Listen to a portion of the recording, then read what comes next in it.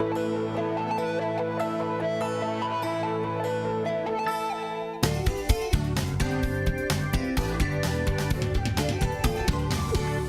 everyone. I'm Senator Michael Rodrigues, and welcome to the February edition of Views from the Hill, or Voices from the Hill, I should say. But I'm honored to be joined here by my colleagues from the Greater Fall River Legislative Delegation, Representative Paul Schmid, Good afternoon. Representative Alan Sylvia, and Representative Carol Fiola. And there's quite a bit happening right now up on Beacon Hill at the State House.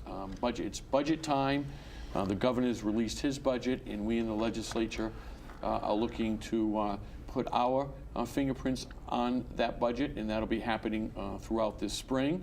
But most pressingly and immediately, we'll be working on what's known as the Transportation Bond Bill.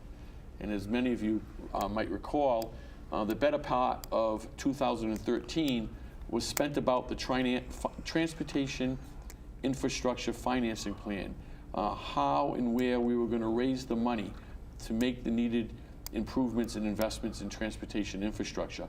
And most notably for us down here on the South Coast, that being South Coast Rail. And we in the legislature chose to raise the gas tax by 3 cents. We raised the tax on a pack of cigarettes by $1. And we also implemented and then shortly thereafter rescinded a special sales tax on certain computer services, the so-called tech tax. That's been taken off the table and rescinded by the legislature. So the first body, as with any appropriating bill, of which the Transportation Bond Bill is, that always starts in the House of Representatives. And I'd like to turn this over to my colleagues to hear what they have to say about their priorities and their interest in the Transportation Bond Bill. Well, thank you, Senator. Of course, no one likes to have an increase in taxes, but I think we've spent the better part of the last year reminding people that extra 3 cents on gasoline tax really, a large part of that goes towards bringing commuter rail to the South Coast. And I think we are absolutely united in our belief that this is part of the future of the South Coast, is getting reconnected again to the economic engine of Massachusetts. And just so, folks, I think it's so important. We talk about tax. No one wants to pay a tax, but that 3 cents. In the past week, gas came down 3 cents. Over the period of time since that tax was instituted, gasoline came down 20 cents. So that tax really has been a win for us. It's been a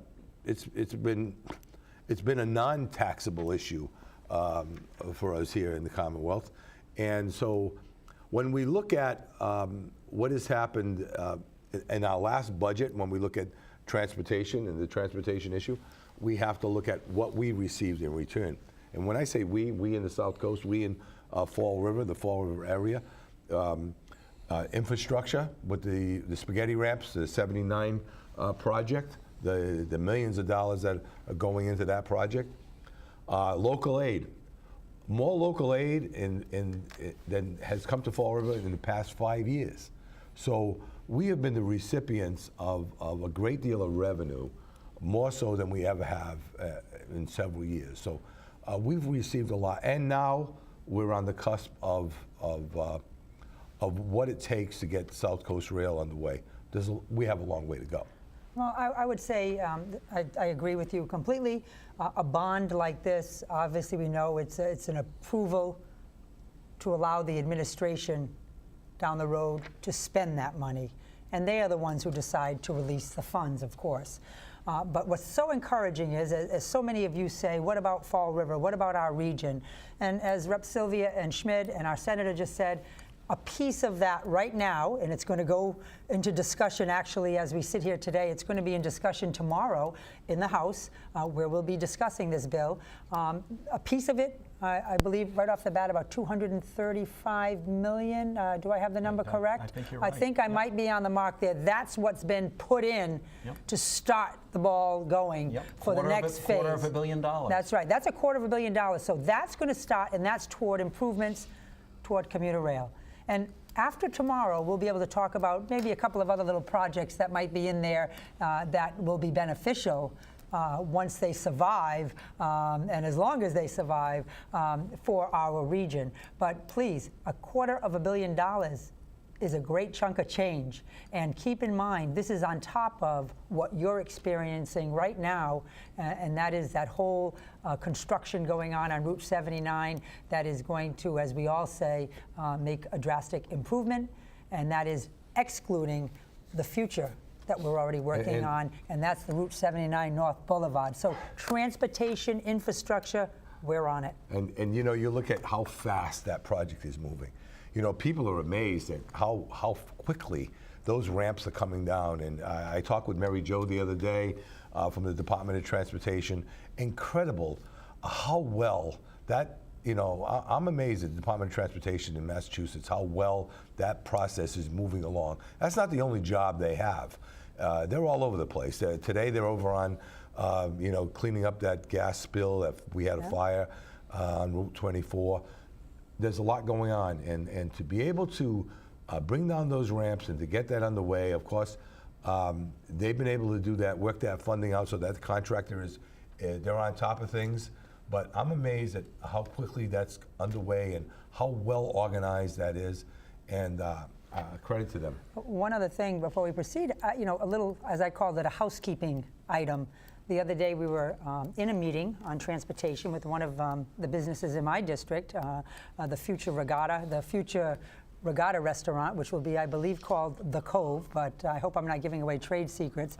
And we were meeting, you know, as you know, that they will do. When does that open, Carol? We're talking about, they're talking about Memorial Day weekend. And so they needed to talk about how transportation, how cars were going to come in and out and access, and of course the DOT and the city and Barletta. Howard Goldberg from Barletta was gracious to meet with them and ease his concerns and set up a plan. But in addition, you know, I've had some people call me about those factory outlet signs on the highway, Route 24 and 195. So we were able to coordinate. The mayor agreed we don't want them. The state has agreed they'll take them down. And so I challenge the viewers, if you come March, if you see those signs, call me. I'll be responsible because they're coming down. They've promised, and unfortunately, we don't have that bustling factory outlet district, but we have so many new things, and we're moving forward in other directions. Good but those signs are coming down. Good for you, Representative Well, good for Fiola. us to work together. Yeah, well, those signs are really a part of the past. We don't have that business anymore, but we have a lot of exciting things to talk about. Well, I think Rep. Sylvia made a point, though. We see, and it is amazing, Barletta Construction has been incredible right from the get-go, and their level of communication and cooperation with us and with the state and with the city has been tremendous. But it's not the only project going on in the area. If you drive the 195 corridor, every overpass, every bridge, they're either painting it or rebuilding it or fixing something, fixing expansion joints. You know, it's just amazing the amount of transportation work that's going on. Yeah, and just to remind our viewers, can you talk a little bit about the next phase of Route 79 North? That's under discussion right now. It's very, very exciting. Right now, we, for the past year and a half, have convened a working group to look at the design for really the center section from the Veterans Memorial Bridge south to where the spaghetti ramps intersect, looking at various options. We have been very vocal with DOT that we want to see this dovetail into the spaghetti ramp project, so there's no lapse. So as soon as they're done with the spaghetti ramp project, or even before they're done, for whatever they can incorporate in, that they begin the construction, reconstruction, and remodeling of that last part of Route 79, then it's done. I was in New Bedford on Friday evening and driving down Route 18 to see the job that they've done there. What a change that's made. It's absolutely beautiful in New Bedford, and how they've reconnected their downtown to their waterfront. It's made a world of difference, and it's going to make the world of difference here in Fall River. Sure is. It sure is. And matter of fact, Ethan from MassDOT and Cedric was talking about we'll be having that next meeting coming up very soon. And so we'll keep moving forward. And we, as your delegation, of course, led by Mike, Senator Roderick, will continue to press forward so that we put those pieces in place. And that's the one thing I've seen being still a new rep, 4 months on the job. I don't know how long I get to say I'm the new rep, but You keep saying, I please keep saying all it. right, 4 months. But I want to say this, seeing you brought that up, because Senator, you know, I want to thank you especially, but it was brought up earlier, and we brought it up before, but it's an incredible feeling to work with all of you and how well we work together.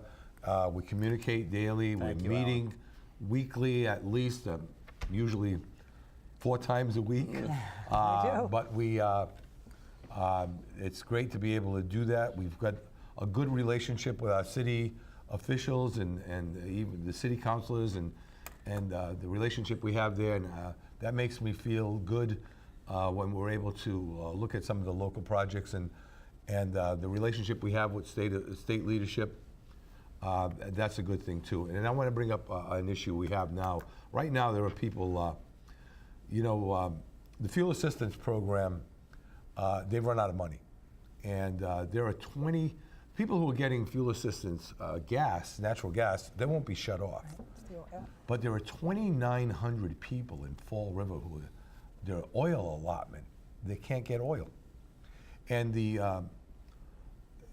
Joe Kennedy, Congressman Kennedy's father, Joe Sr., had a relationship with Chavez, of course, and Chavez passed away.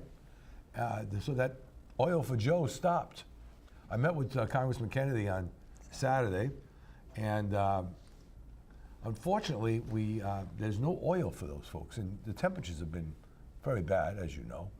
So I've had some conversation with Speaker Pro Tem Haddad and telephone conversation with Speaker DeLeo, and some attempt to try to alleviate some of this pain, because these temperatures are 4 degrees, 8 degrees, and people are using their cooking stove to heat their home, which is dangerous. And it's not acceptable.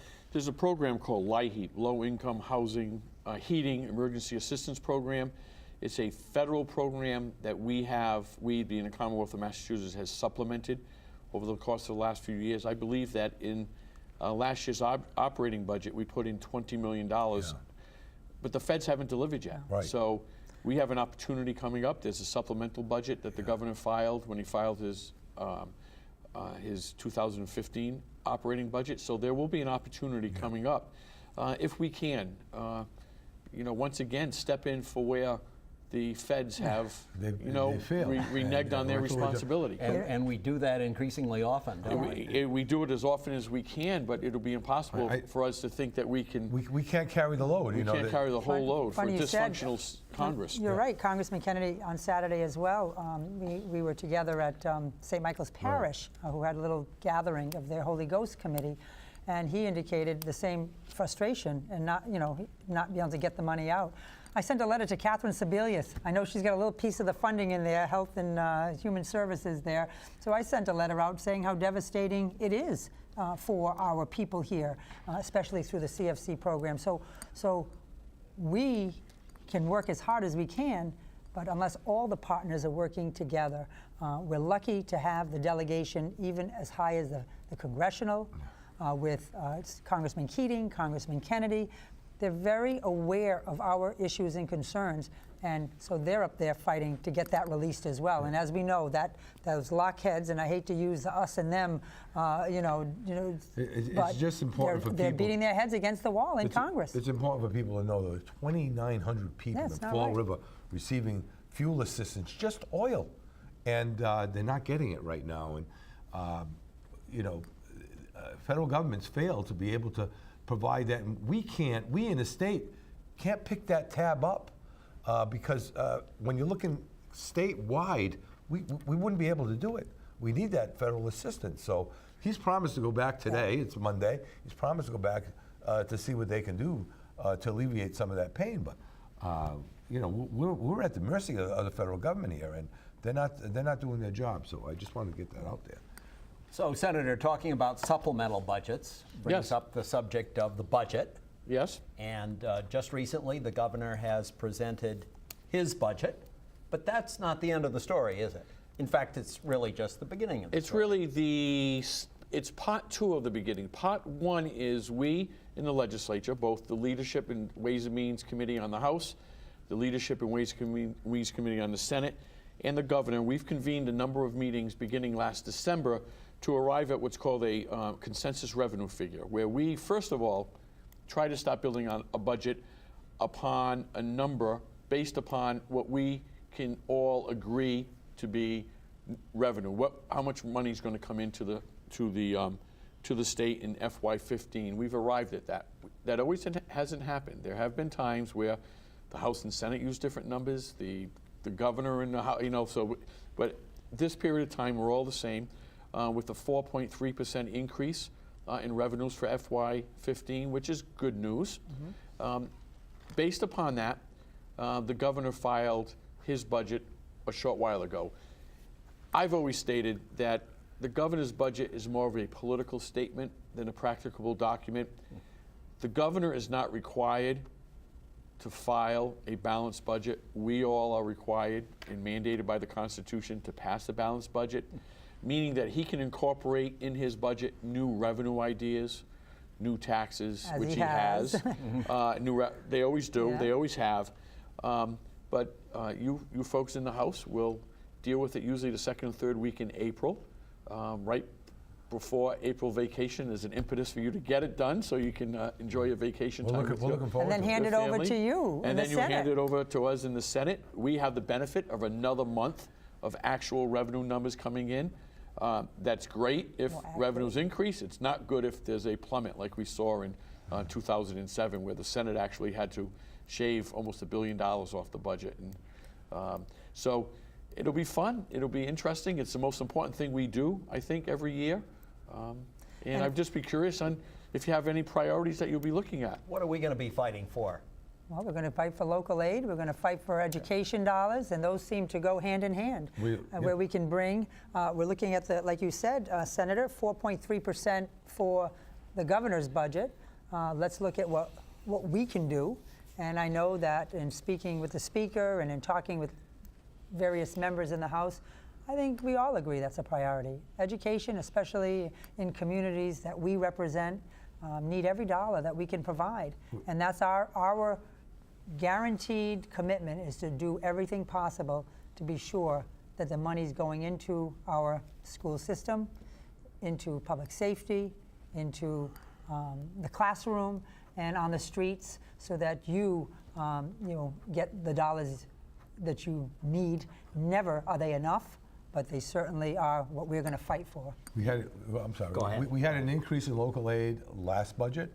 I think, and I believe we'll be looking at, when we look at education, when we look at local aid, we're looking at, and hopefully, an increase this time.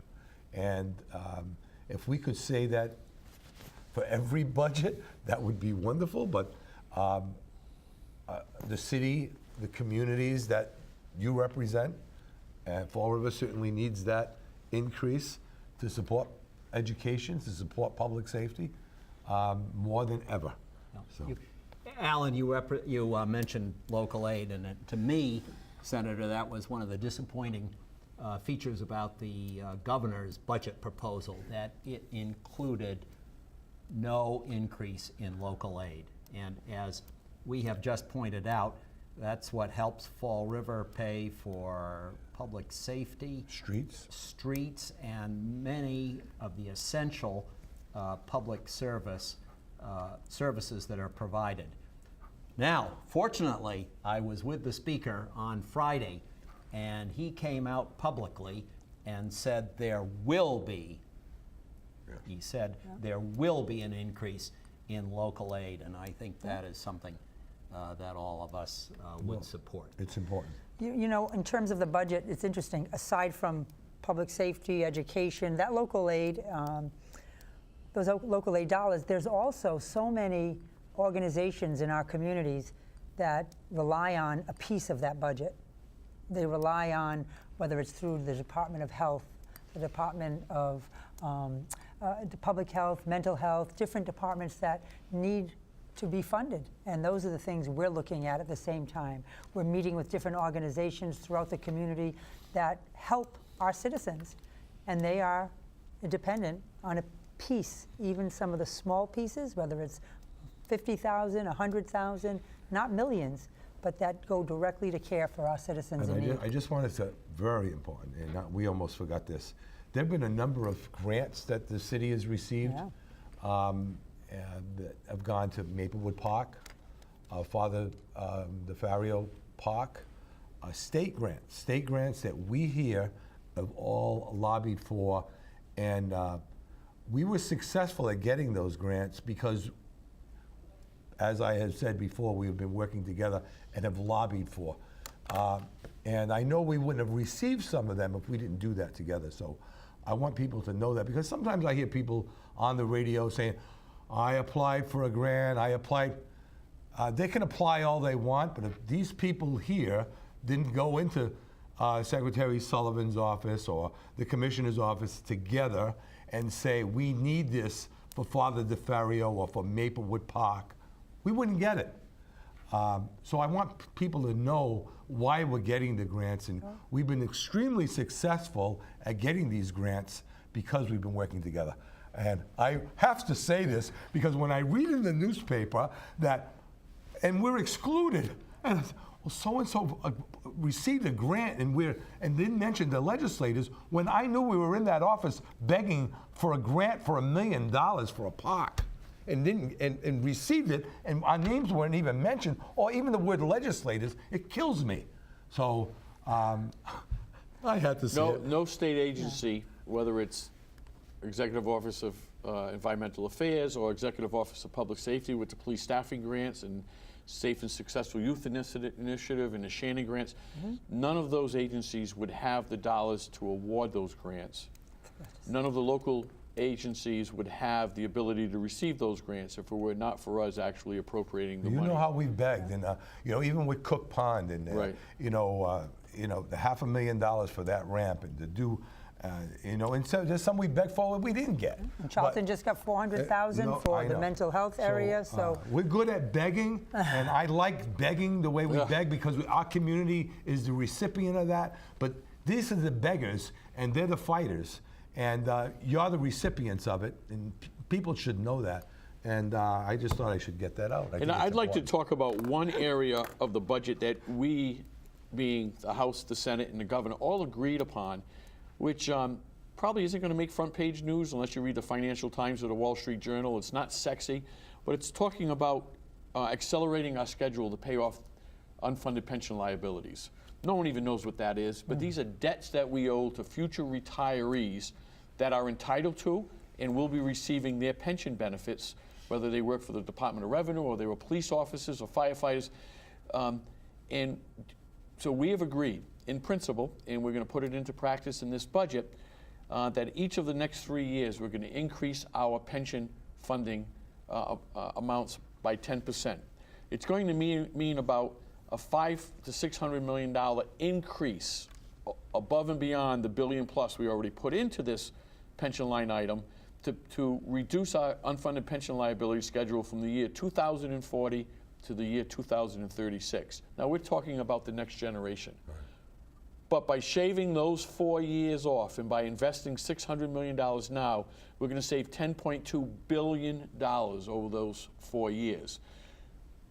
That's going to be a legacy for us. I don't even know if I'll be around by 2040 or so, 2036. But it's all a matter of what we leave to our children and our grandchildren. But the legislators that are holding our seats in those days are going to say, thank God.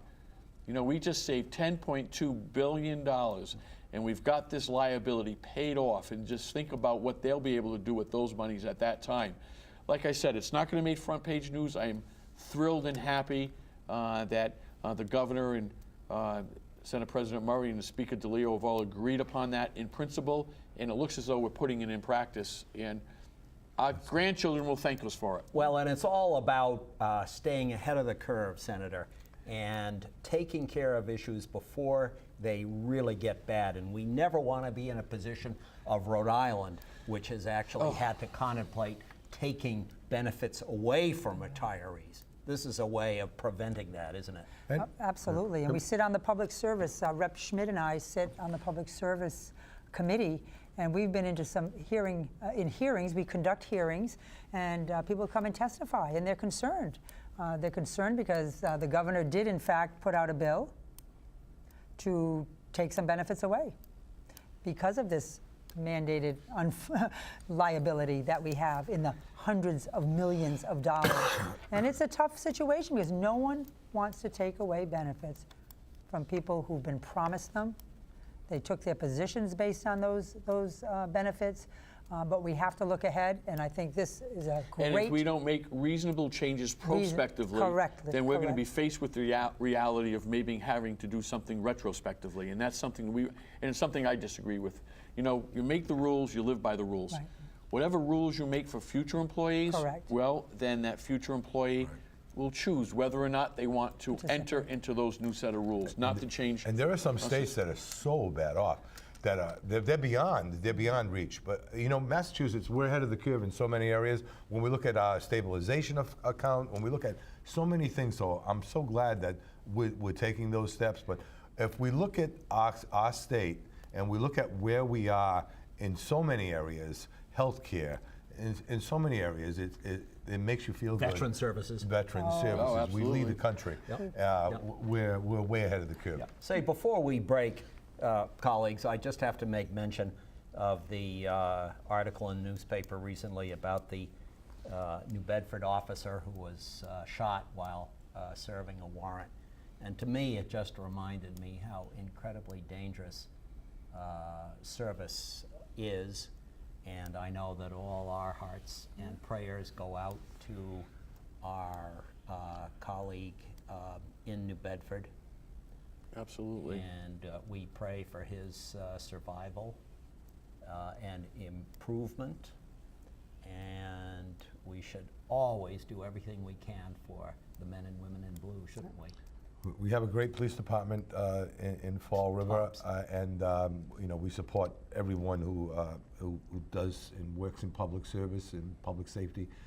We're fortunate that we have Chief Racine and doing the great work that they're doing here. Of course, we have some reduction in crime in Fall River, and that's amazing. Nice to talk about. That is isn't a it? tribute Amazing. to them. That Yes. truly is. When we think of you know, some of the things that have happened in recent past, and some of the problems with poverty and unemployment that we have, so that's why we have to continue to support them in with the funding of personnel and the grants that we've been able to assist them with. So I think it's very important. I don't know how much time there's left, but I want to mention that one of the things that we're doing for constituent services starting this month, February, is people who are low income, who need assistance with tax services, can come by our district office at Dwelly in South Main, 1664 South Main Street,